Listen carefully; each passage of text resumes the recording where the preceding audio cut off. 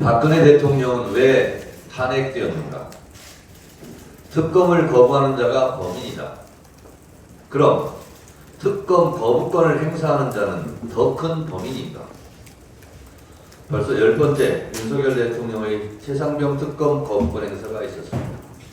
숫자도 숫자지만 대통령 본인과 아내가 연루된 의혹에 휩싸인 특검을 연거푸 거부함으로써 권력의 사유화란 의심을 피할 길이 없게 되었습니다.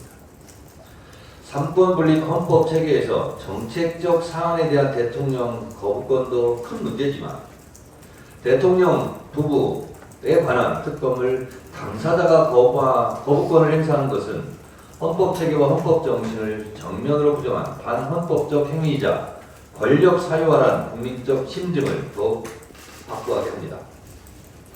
이제 대통령 탄핵이라는 암묵적 정치적 예의는 깨지고 국민적 유행어가 될 것 같습니다. 제도 정치권 내에서도 TV 토론에서도 자주 등장할 주제가 될 것 같습니다. 박근혜 대통령은 왜 탄핵되었는가? 헌법재판소 판결을 읽어보겠습니다. 진상규명에 최대한 협조하겠다고 하였으나 검찰과 특별조사에 응하지 않고 청와대 압수수색마저 거부한 피청구인의 언행을 보면 법 위배 행위가 반복되지 않도록 하여야 할 헌법 수호 의지가 드러나지 않는다. 결국 피청구인의 위헌, 위법 행위는 국민의 신임을 배반하는 것으로 헌법 수호의 관점에서 용납할 수 없는 중대한 법 위배 행위이다. 주문, 피청구인 대통령 박근혜를 파면한다.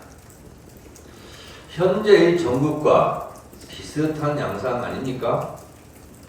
역사는 반복된다는 누리, 이번에는 비켜갔으면 좋겠다는 생각을 한번 해보았습니다. 불행한 역사의 한 장면, 박근혜 탄핵 선고를 우리 국민들은 똑똑히 기억하고 있습니다. 윤석열 대통령은 박근혜 탄핵 인용문을 한번 읽어보시고 반면 교사로 삼기 바랍니다.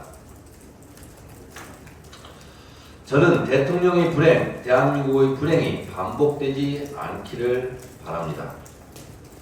이런 불행을 막기 위해서라도 최상병 특검은 재의결되어야 합니다. 대통령의 특검 거부는 윤석열 대통령에 대한 더 큰 국민적 거부권으로 국민적 저항을 불러올 것이 명약관합니다. 대한민국 헌법 제53조 4항은 제1요구가 있을 때에는 국회는 제적의원 과반수의 출석과 출석의원 3분의 2 이상의 찬성으로 다시 재의결할 수 있다고 되어 있습니다. 정치적 사안을 정치권에서 해결하지 못하면 민중투쟁이 일어납니다. 탄핵 열차가 시동을 걸고 있습니다.